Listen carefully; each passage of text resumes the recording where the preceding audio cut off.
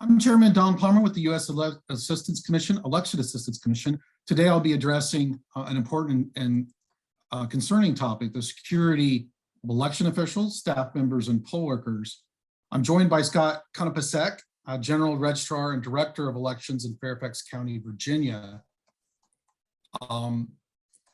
Just to give you a little brief background about Scott, he has over 25 years of election management experience, and prior to his appointment in Fairfax County, Virginia, Scott has served as the Assistant Registrar of Voters in Contra Costa County, California, the Director of Elections for Salt Lake County, Utah, and the Registrar of Elections, San Bernardino County, California. Scott, thank you for joining me today to talk about this topic. It's very important. I gave a little bit of background, but I'd like you to talk a little bit about your start in elections and some of your experience administering elections in different states. That's a bit unique. I served in Virginia and Florida, but talk a little bit about your background and your experience in multiple states. Sure. Thanks, Commissioner Palmer. Well, I started in 1995 in the elections administration business, and I started as somewhat of a disgruntled citizen who wanted to get inside and understand more and fix a few things. The previous year, I had been a political consultant and run a number of political campaigns and wasn't really satisfied with some of the responses I got from the local elections office. So I was initially hired as the warehouseman, and 3 months later, I was the director of the agency.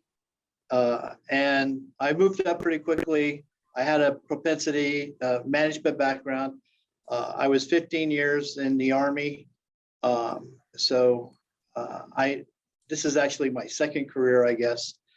But I came in kind of as a reformer, someone who wanted to make the system better back in the days when it was a sleepy clerical position with punch cards and dumb terminals and yellow or pink slips saying while you were out, so-and-so called. So it was back in the day. Well, that was a great, I did not know that about you. That's very interesting how you moved up. And all I got to say is go Navy, beat Army. But we'll pay attention to that later. Go Army, beat Navy.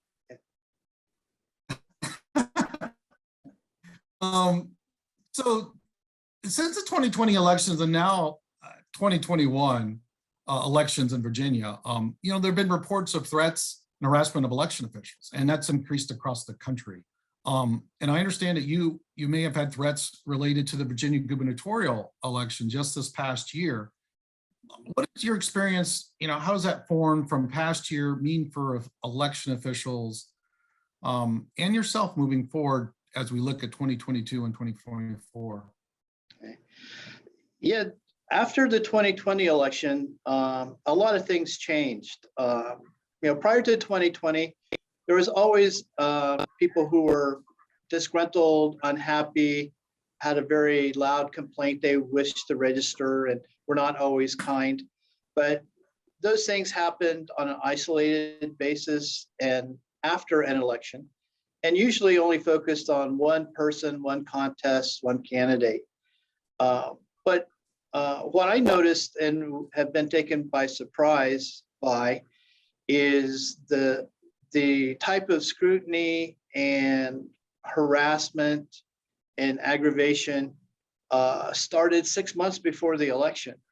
And it's not tied to any one particular issue or candidate. It's just general disgruntlement,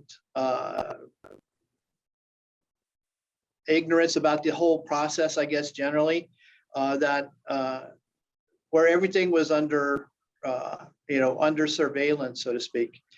And that really adds up when you have people looking over your shoulder physically as you're doing your work and to maintain your voting machines in July. And you have people around every day. There's an accumulation of microaggressions that happen through that whole process. And when you get enough of those microaggressions and they're frequent enough and often enough, it starts to become harassment. It starts to become, threatening. I'm going to speak about my staff and our election officers, before talking about my experience. But these microaggressions and actually trolling or just combative nature has really discouraged a number of our election officers who said after this last election, based upon their interactions with political observers on election day, that they felt aggression, they felt harassed, and they're no longer interested in serving. And many people on my staff were the ones that had someone looking over their shoulder for months and months and weeks and asking them questions and pointed questions.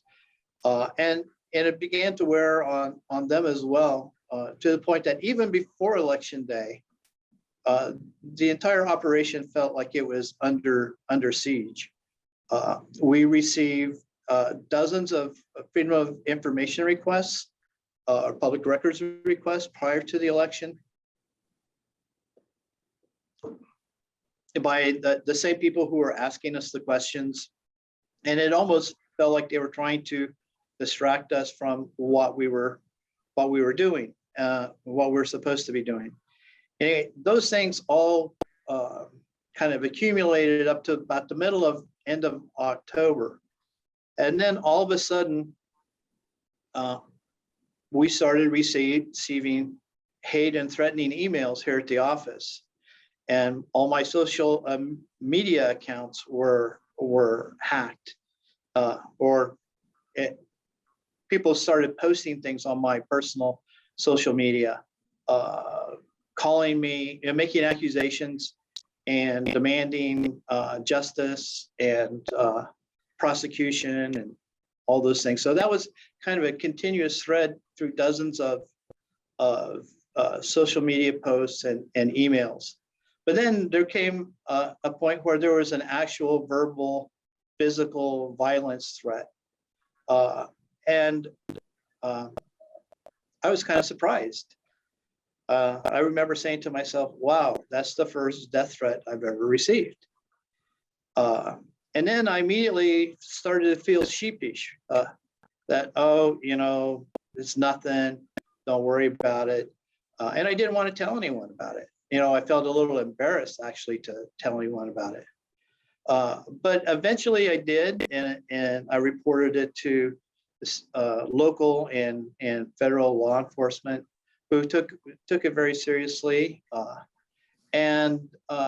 guess that's something that I would say to all of the election officials out there is you've all probably already been harassed, but it appears to be a game plan going forward.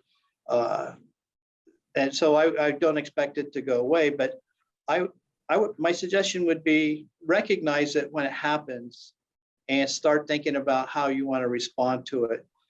And don't feel like it couldn't happen to you, or, oh, I'd feel silly telling someone, because I don't think that gets you to a place to be able to handle the situation.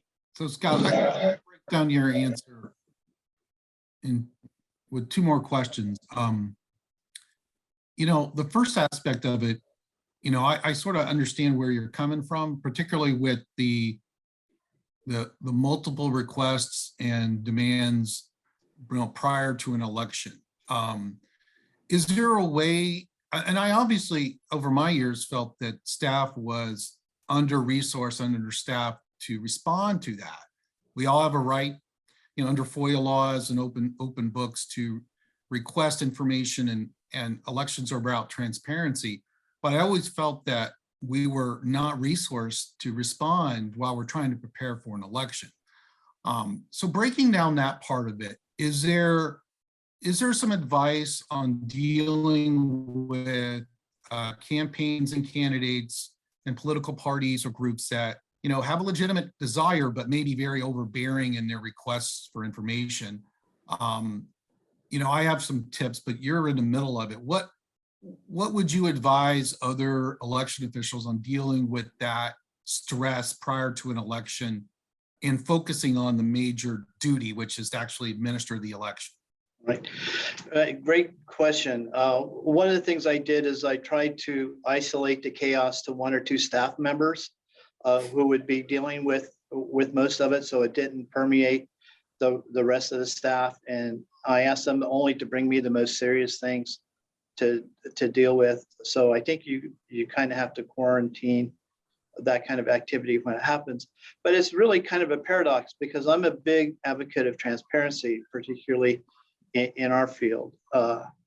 And transparency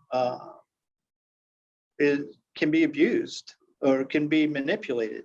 FOIA, freedom of information, and the right to have the government's information is an important thing, and I wouldn't want to diminish that, but it can be weaponized, and maybe in some places and sometimes it has been to harass and hinder the operation. So in terms of advice, I would say follow the letter of your laws to the letter. Over the years, I was willing to be more liberal than what I needed to do at times in terms of granting access, but that came back to be a problem. If somebody is making a FOIA, another example, somebody is making a FOIA request and it's a question, it's information, they're not asking for a document. The letter of the law says it has to be a document. So tell them you don't have a document rather than trying to be too helpful. My experience has been over the last few months, the more helpful a public servant tries to be to some of these people who are really concerned about the integrity of elections, the longer or sooner non-constructive engagements tend to happen. So my advice is follow the letter of the law, don't do anything more, but just make sure that you are spot on with meeting all the legal requirements. Yeah, I think, Scott, and I don't know if you agree with this, but I think in some jurisdictions across the country, FOIA requires a response by the election official, usually within a time period, unless it negatively impact the administration of duties. And I just think that elected officials try to go the extra mile, but sometimes it really does start to interfere with the administration of elections. And at some point, it's at the discretion of the official to sort of draw a line as I just can't respond in the time manner requested because of the duties that, I got an election in 10 days. So I always felt that at some point, no one signed up to work 16-hour days with 6 of the hours responding to FOIA requests. But that would be some general advice that I have. Let's shift to the second part of your answer about the sort of the threats and the harassment that were very clearly threats. And you've been through this process. How have you worked with your local law enforcement, and what are some of the better strategies that you've determined to have worked when dealing with, let's say, the local police, the Commonwealth's attorney, or let's say the Attorney General's office? Right. So that's a really good question, because at the very beginning, I wasn't exactly sure who to call, who to report, who to coordinate with. But one of the things that I did towards the end of September was I reached out to a couple local law enforcement agencies, the Chief of Police Office, the Sheriff's Office, and the Commonwealth's Attorney, and asked them to assign a liaison to the Office of Elections for this, for the November election. Someone that they designated as a point of contact to route any questions or issues they have to us, and for us to reach out directly to their organization on an election-specific situation. And that worked out very, very well. people were very cooperative. We were able to, share information. We were able to develop rudimentary contingency plans for election day and things like that. So I found that just the technique of asking for a liaison to your office, so you have a point of contact, is a pretty solid way of approaching that. When you say liaison, would that be with your local police? Yes. Okay. Yeah, it would be with the local police who have the immediate jurisdiction.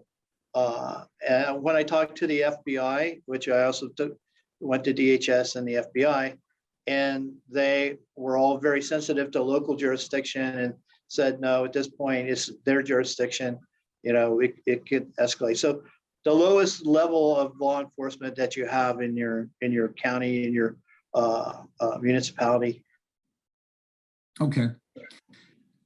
Before I move on, have you had any success with the fusion centers in Virginia? I know some counties across the country had some success in dealing with their fusion centers that, as you know, is a conglomeration of federal and state agencies. And I just wondered if that had worked for your jurisdiction. Yes, not the formal organization, but the same points of contact. I did, because I have participated in those things, I had contacts at DHS and at the federal level that I was able to reach out to and coordinate with, get some advice from. So with these, over the last couple of years, and particularly in 2020, what I got from your answer, have you seen any evidence that the threats are impacting your ability to recruit and retain staff? You talked a little bit about the stress on the staff. Have you seen any drop off in staff or poll workers, and what steps, if any, have you taken to remedy that? Yeah. So in terms of staff, I've received lots of complaints and concerns from them about it, but I haven't turned over any staff as a result. However, when I checked with my poll worker manager this morning, and I asked them about election officials and their response to the November election, he said he received lots of comments, many comments from election officers that they would not return, that their experience on election day with some of the activities outside of the polling place, as well as the behavior of the political representatives that were in the polling place, made them decide that they didn't want to do it anymore. So I am concerned about retaining those folks. I was able to prepare and train my staff to deal with some of these situations, but it's not something that any election officer signs up for, to deal with a constant flurry of microaggressions all day long. And I think we're going to lose a lot of folks. So in mind, obviously with poll workers, it'll be a separate sort of recruitment of those officials, but how are you planning on, preparing for 2022 and 2024? Any focus on recruitment to respond to that? Yeah, actually, we're in the process of doing some hiring right now. And one of the things that we've decided we're going to do is to vet our candidates a little deeper, and because we've had some incidents of people accepting employment just to be on the inside. So we're checking people's background a little bit more closely.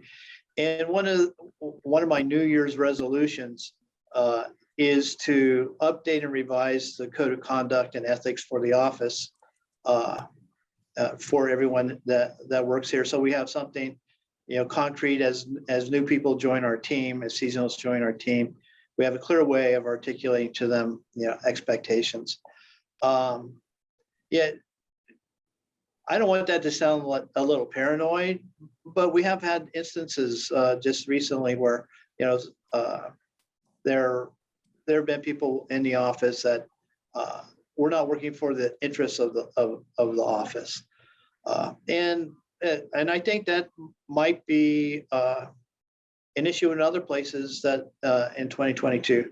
I know in 2016 in California, I had one presidential candidate's campaign infiltrate, get recruited, volunteer, sign up under different pretenses to be election officers, and that. So it does happen. It's likely to happen, and it's likely to happen more broadly. So, with regard to the recommendations, you talked about interacting with local law enforcement. How are you sharing that information with your colleagues in the state? Is it going to be through your association or the state? Just wanted to, how are you getting that, your best practices to your colleagues?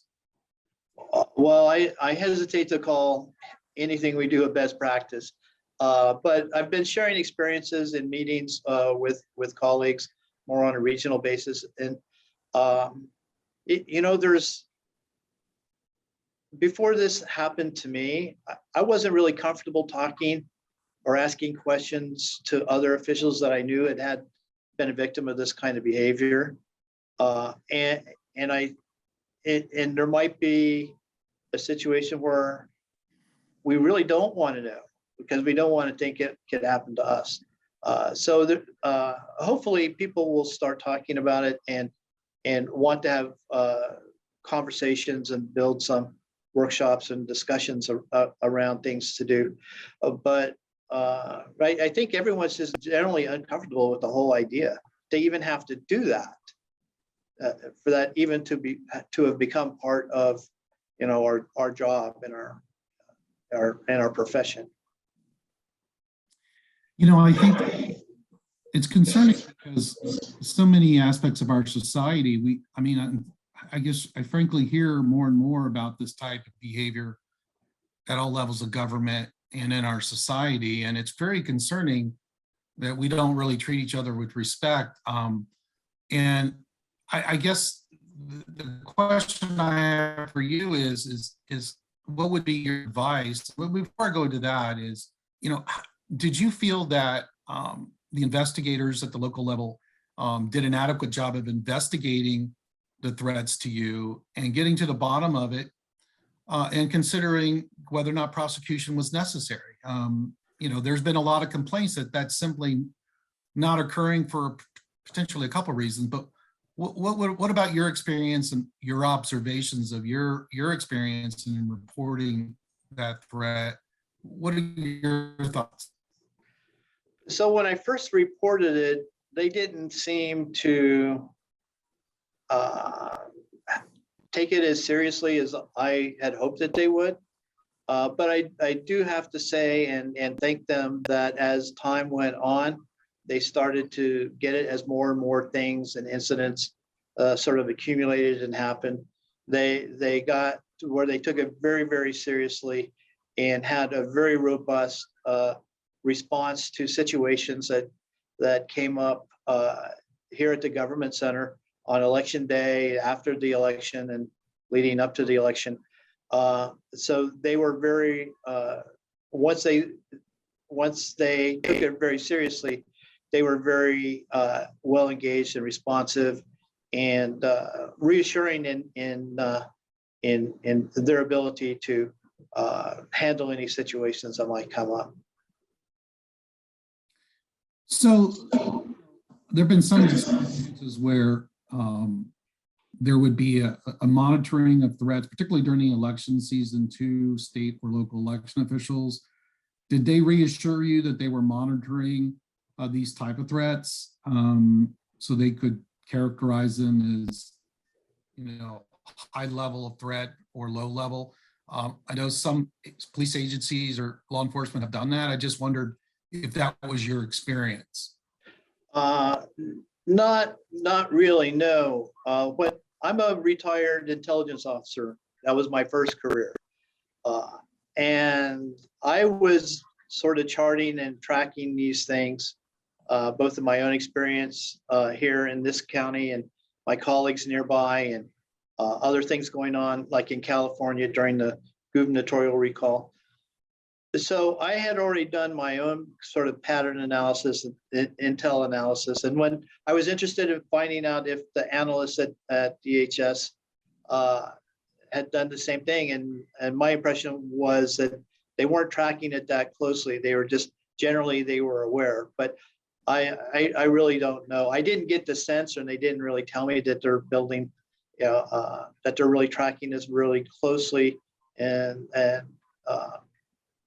identifying specific threats to specific locations.